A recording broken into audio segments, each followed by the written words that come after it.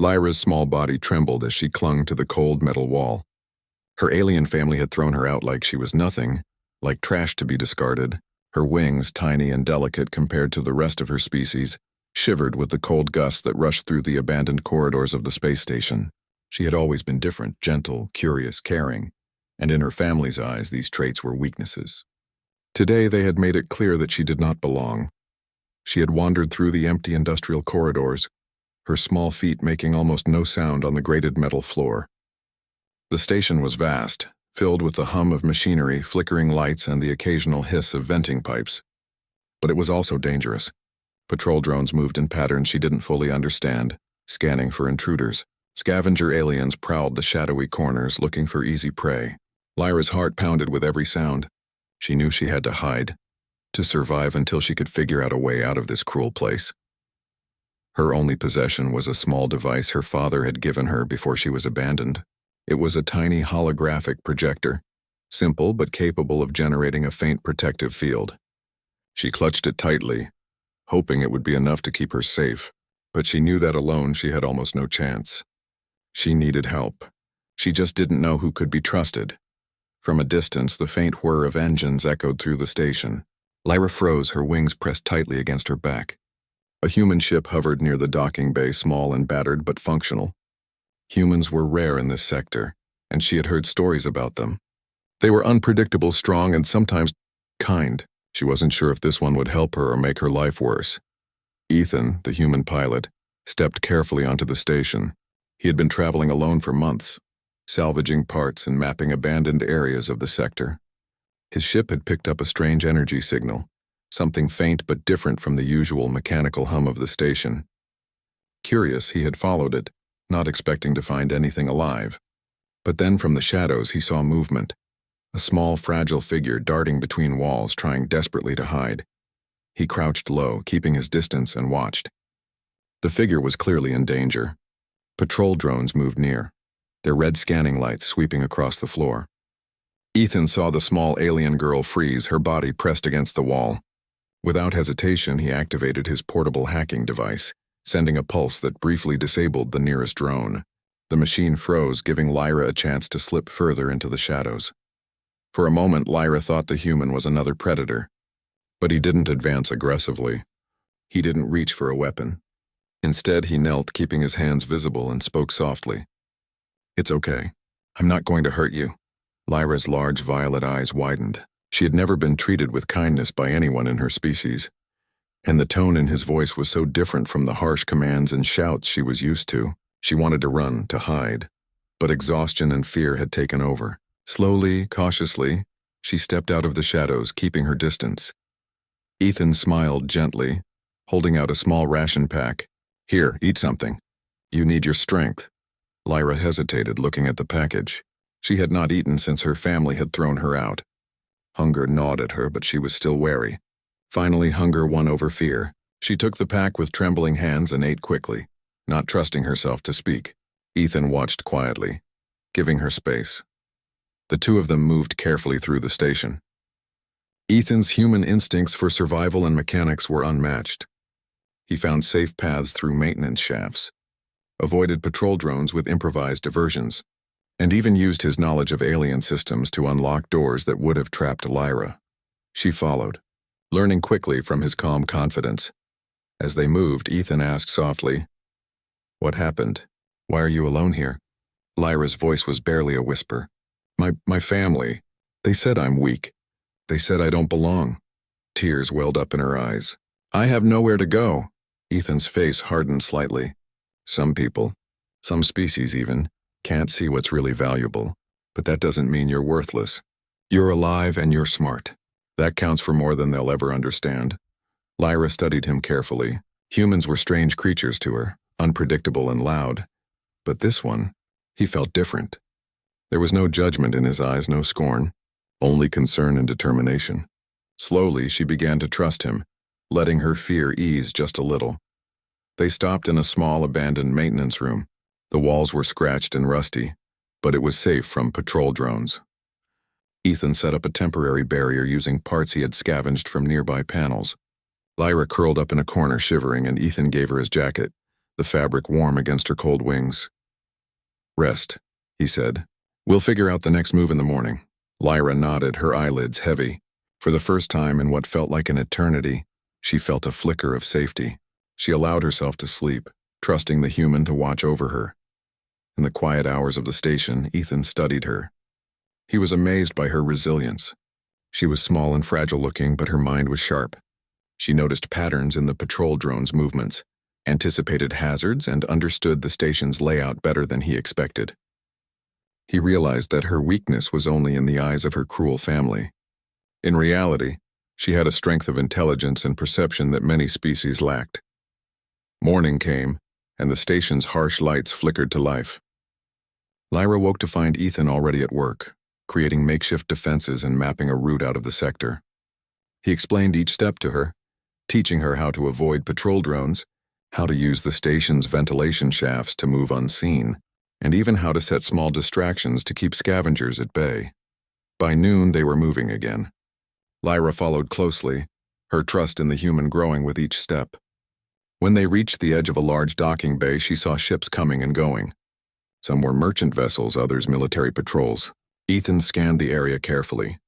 "We'll have to wait for the right moment," he whispered. "A small ship is leaving soon. We can sneak aboard." Lyra's heart pounded with excitement and fear. For the first time, she felt hope. She had been abandoned, left to die in a cold, uncaring place. And now a human, an entirely different species, was risking himself to protect her.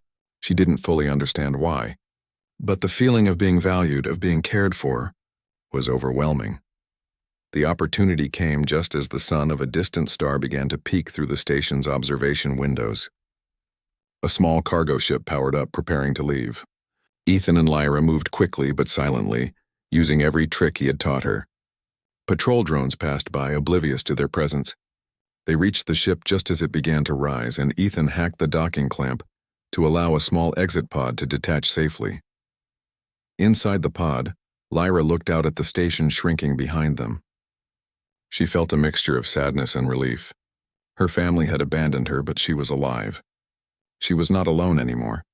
The human beside her had saved her life, and she had a sense that this was only the beginning. Ethan glanced at her. "You're safe now. I promise. No one will throw you away again." Lyra's eyes filled with tears, but this time they were different. They weren't tears of fear or hopelessness.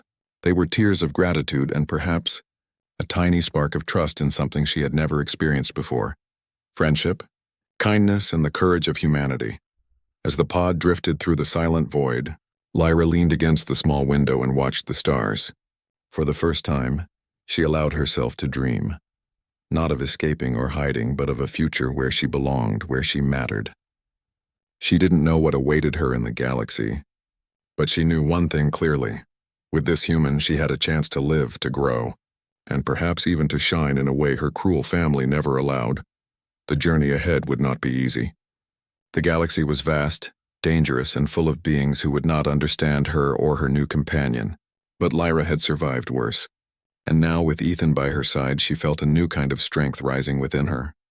A strength born not from cruelty or fear, but from trust, compassion, and the unexpected heroism of a human.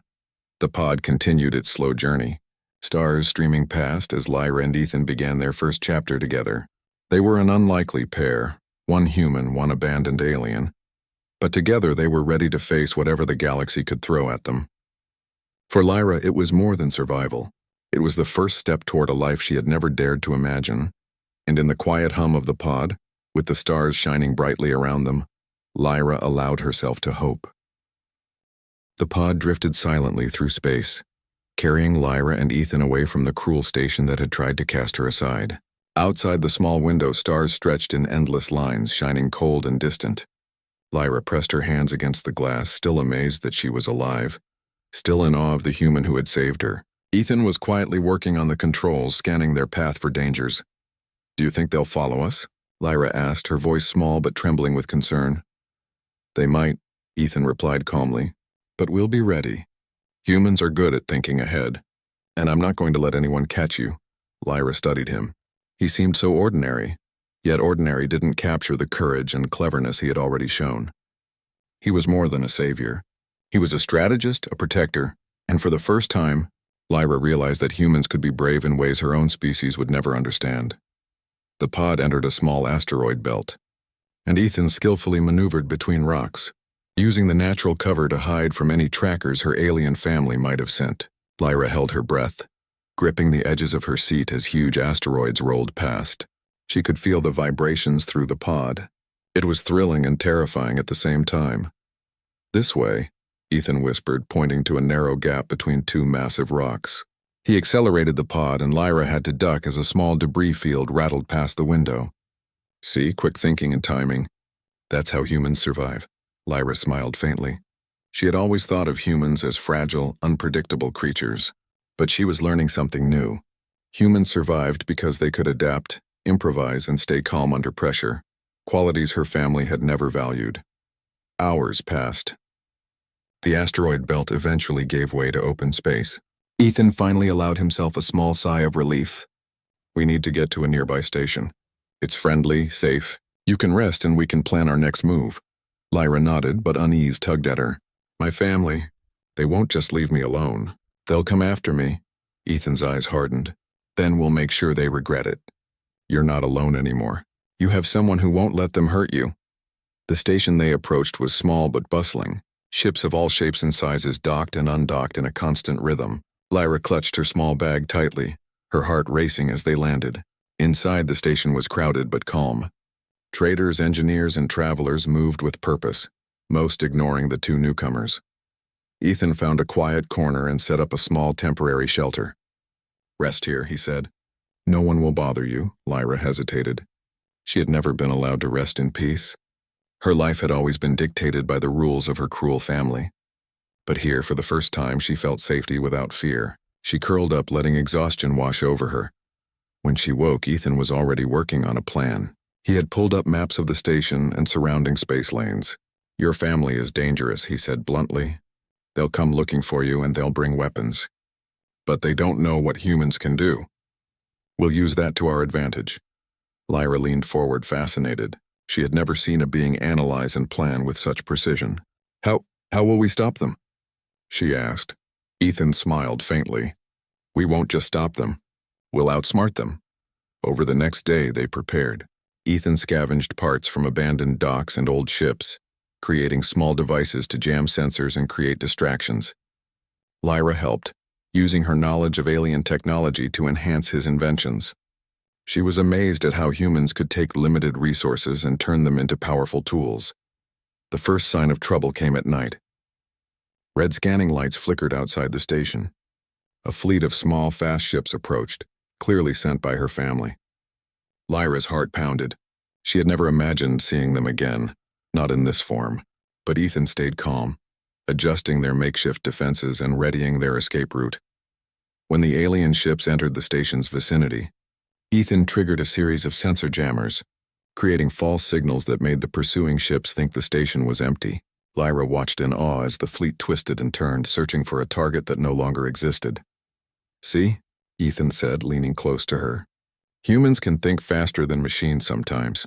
They don't always follow logic, but that's our advantage." Lyra nodded, feeling a new confidence grow inside her. She realized that strength wasn't always about size or power.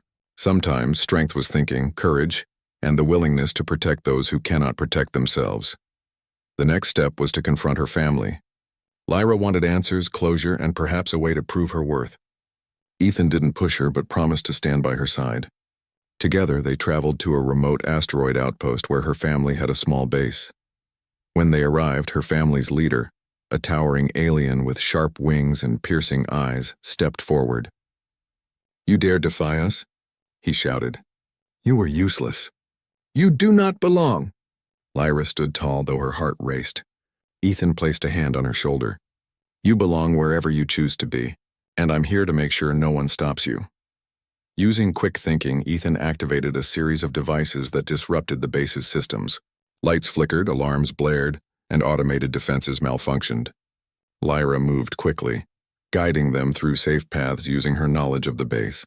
Together, they evaded the guards and confronted the leader directly. "You don't understand me," Lyra said, her voice steady. "I'm not weak. You only think I am because you value the wrong things. Strength isn't just about power. It's about courage, kindness, and intelligence. Her family hesitated, unsure how to respond. They had never seen these traits as valuable. Ethan stepped forward, his human presence radiating confidence. You underestimated her. You underestimated humans, and you'll see what happens when courage and cleverness face cruelty. Lyra took a small device from her bag and activated it. A protective field shimmered around her, and a series of mechanical traps she and Ethan had set up immobilized her family's guards. For the first time, her family saw her as capable, clever, and strong in ways they couldn't comprehend. Faced with this unexpected power, the leader finally stepped back. Lyra and Ethan used the moment to escape, leaving the base behind. As they moved through space, Lyra realized something important. Her family had tried to define her, to control her worth, but she was no longer bound by their judgment. She was free to choose her path. Back aboard the pod, Lyra sat quietly, processing everything that had happened. Ethan watched her, knowing words were not needed. She had learned something vital, that humans could be unpredictable, courageous, and compassionate, and that she could rely on them for protection and guidance. Over the following weeks, they traveled from system to system, always staying ahead of any threats. Lyra learned to operate small craft, repair systems, and even communicate with other species. She was growing not just physically but emotionally and mentally, discovering a new sense of confidence and belonging. One quiet night, as the stars stretched endlessly around them, Lyra turned to Ethan. "Thank you," she said softly, "for saving me, and for believing in me." Ethan smiled, placing a gentle hand on her shoulder. "You don't need me to believe in you. You only needed a chance to show the universe who you really are, and now you can." Lyra smiled, feeling a warmth she had never known. She was no longer a discarded child. She was a survivor, a learner, and a friend. She had seen the best of humanity, and it had shown her a way to live with courage and hope. The pod drifted onward, stars streaming past carrying two unlikely companions. One human, one alien bound by trust, courage, and the promise of a new life. Lyra's past no longer defined her. With Ethan by her side, she was ready to face any challenge, explore new worlds, and perhaps even become a beacon of hope for others who had been abandoned or cast aside. In the quiet of space, Lyra whispered to herself, "I'm not trash. I'm alive. I'm strong. And I'm free." And for the first time, she truly believed it.